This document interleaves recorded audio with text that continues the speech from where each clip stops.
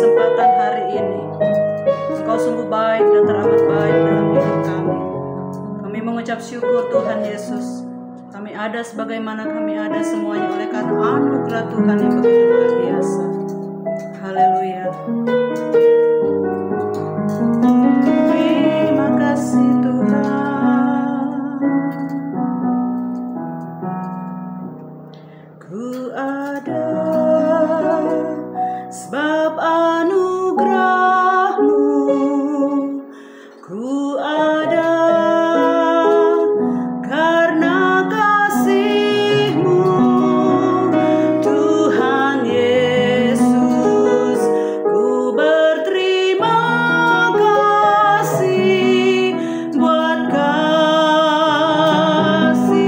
rahmat-Mu. Ku ada sebab anugerah-Mu. Ku ada karena kasih-Mu, Tuhan Yesus.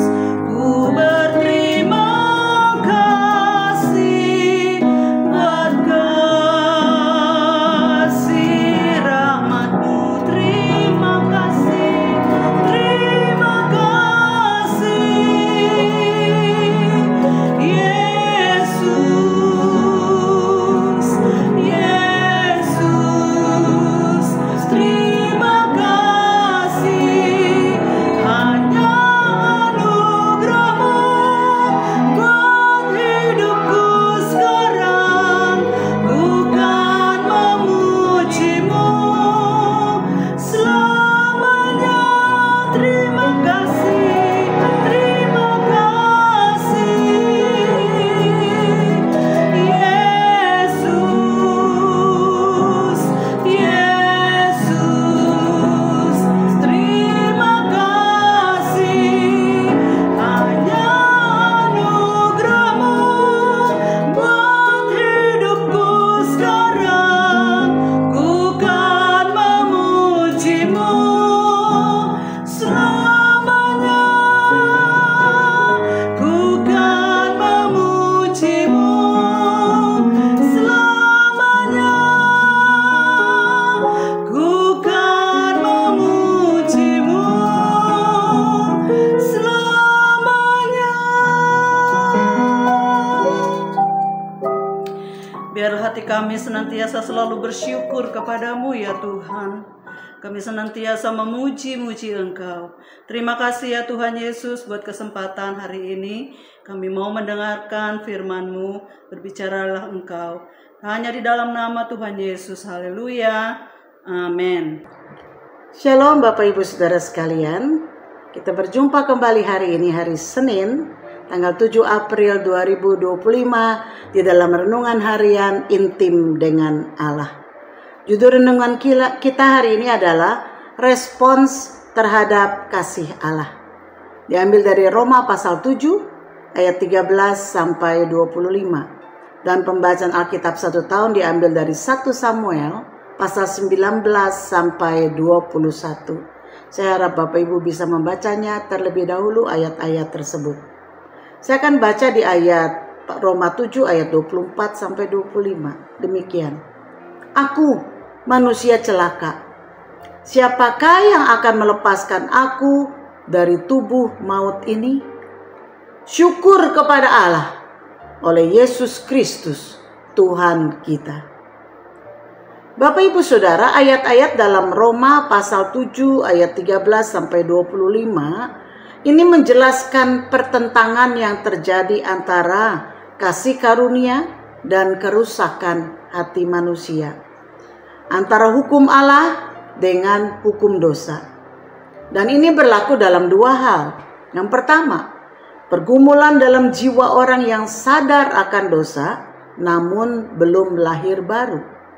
Yang kedua, pergumulan dalam jiwa orang yang telah dikuduskan tapi masih dalam ketidaksempurnaan. Nah, problem manusia adalah egosentris, saudara, atau fokus kepada diri sendiri. Manusia selalu ingin menerima, mengambil, dan mencari untuk kepentingan diri sendiri. Meskipun kelihatannya ada perbuatan memberi, tetapi tetap tujuannya adalah agar diri sendiri dikenal, dipuji, dan disukai orang lain. Manusia pada dasarnya sulit untuk mengasihi. Padahal hukum Taurat atau hukum Tuhan bicara tentang kasih. Coba perhatikan 10 hukum Taurat. Kesemuanya bicara tentang kasih. Hukum 1 sampai ke 4 bicara tentang kasih kepada Allah. Hukum 5 sampai 10 bicara tentang kasih kepada sesama manusia. Itu sebabnya sulit bagi manusia untuk bisa memenuhi hukum Taurat. Kalaupun seseorang berusaha melakukan hukum Taurat, maka dasarnya bukanlah kasih, tetapi ketaatan kepada hukum karena takut mendapatkan hukuman atau murka Allah yang kembali itu bermuara kepada diri sendiri. Nah, sebetulnya manusia diciptakan dengan kemampuan untuk mengasihi, saudara. Karena manusia diciptakan dan hidup karena roh Allah yang diberikan ke dalam manusia. Namun, dosa telah merusak kasih manusia. Dosa telah merusak keinginan hati manusia dari yang baik menjadi yang jahat. Dari rasa syukur menjadi tidak pernah puas. Itu sebabnya Paulus mengatakan, demikianlah aku dapati hukum ini. Jika aku menghendaki berbuat apa yang baik, yang jahat itu ada padaku. Sebab di dalam batinku aku suka akan hukum Taurat. Tetapi di dalam anggota-anggota tubuhku aku melihat hukum lain yang berjuang melawan hukum akal budiku. Dan membuat aku menjadi tawanan hukum dosa yang ada di dalam anggota-anggota tubuhku. Dalam Roma 7 ayat 21 sampai 23. Dan semakin manusia berusaha untuk melepaskan diri dari cengkeraman dosa ini, semakin tenggelam dia dalam lumpur dosa. Ini persis seperti orang yang tenggelam dalam lumpur hidup. Semakin berusaha, lumpur itu semakin menariknya masuk lebih dalam. Karena manusia tidak bisa melepaskan dirinya sendiri dari tabiat dosa. Sebab itu Paulus dengan sukacita dia mengatakan syukur kepada Allah oleh Yesus Kristus Tuhan kita. Di ayat yang ke-25. Syukur kepada Allah yang memiliki inisiatif yang penuh kasih, yang mengutus penyelamat bagi manusia, yakni Yesus Kristus putranya yang tunggal, untuk menjadi manusia supaya bisa mati dan menanggung dosa semua manusia yang percaya kepadanya, dan mengembalikan manusia kepada rencana Allah semula. Inilah yang disebut kelahiran baru. Bahwa manusia yang telah ditebus dan percaya kepada Yesus bukan saja disucikan dari dosa-dosanya, melainkan dilahirkan kembali menjadi ciptaan baru, menjadi warga kerajaan Allah yang mampu untuk tidak berdosa. Manusia tentu tidak bisa membalas kasih Allah ini, tetapi manusia diminta untuk merespons kasih Allah dengan mengenakan karakter Allah, yakni kasih. Orang percaya yang telah diselamatkan dan telah menerima kasih Allah haruslah menyalurkan kasih Allah ini kepada sesama setelah kita menerima kasih Kristus ini. Kita dengan rela hati bisa berkata kepada orang lain, keinginan untuk mengasihimu jauh lebih besar daripada keinginanku untuk dikasihi, dihormati, dihargai olehmu. Jika ini bisa terjadi kepada kita, maka kita telah mengalami kebebasan yang sesungguhnya. Kita tidak lagi didominasi dan dibelenggu oleh egosentris kita. Kita tidak lagi dikendalikan oleh perasaan tertolak seperti dahulu. Sebagai gantinya, kita terus akan bertanya, apa bentuk kasih yang bisa aku berikan? Perenungan kita hari ini, saudara. Ketika saudara berada di dalam Kristus, saudara tidak perlu mengatakan bahwa saudara istimewa karena Allah mengasihimu, meskipun itu benar. Tetapi bukan itu intinya. Sebaliknya saudara tidak harus mengatakan bahwa saudara adalah penyembah berhala dan orang yang tidak layak. Yang juga sebetulnya itu benar. Tetapi sekali lagi bukan itu intinya.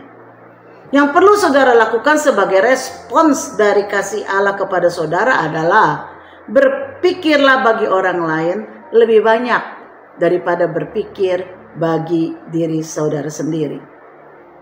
Pandanglah orang lain dengan kasih Kristus yang menghendaki agar setiap orang diselamatkan.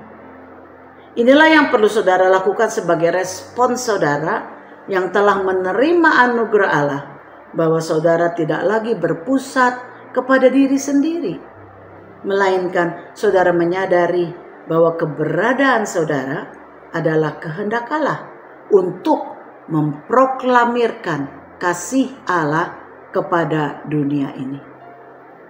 Mari kita berdoa. Kami bersyukur untuk kasih-Mu yang begitu besar, yang Engkau telah berikan melalui pengorbanan anak-Mu yang tunggal, Yesus Kristus. Kami tidak mungkin bisa menyelamatkan diri kami, apalagi menyelamatkan orang lain. Sebab itu kami sungguh bersyukur, karena Engkau telah berkorban, telah mati bagi kami. Bukan saja menebus kami dari segala dosa-dosa kami di masa lampau, tetapi yang telah melahirkan kami kembali menjadi warga kerajaan surga, sehingga kami mampu untuk tidak melakukan dosa. Ketika kami memandang Engkau dan selalu mengarahkan pandangan kami kepadamu, maka Tuhanlah Roh Kudus yang memimpin kami untuk kami tidak melakukan apa yang tidak berkenan kepada Tuhan.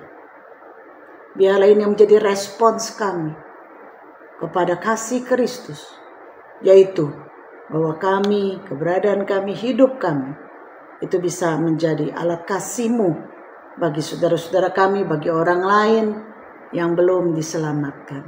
Tuhan, pakai kami untuk kami bisa mengasihi mereka seperti Engkau mengasihi mereka. Terima kasih ya Bapa.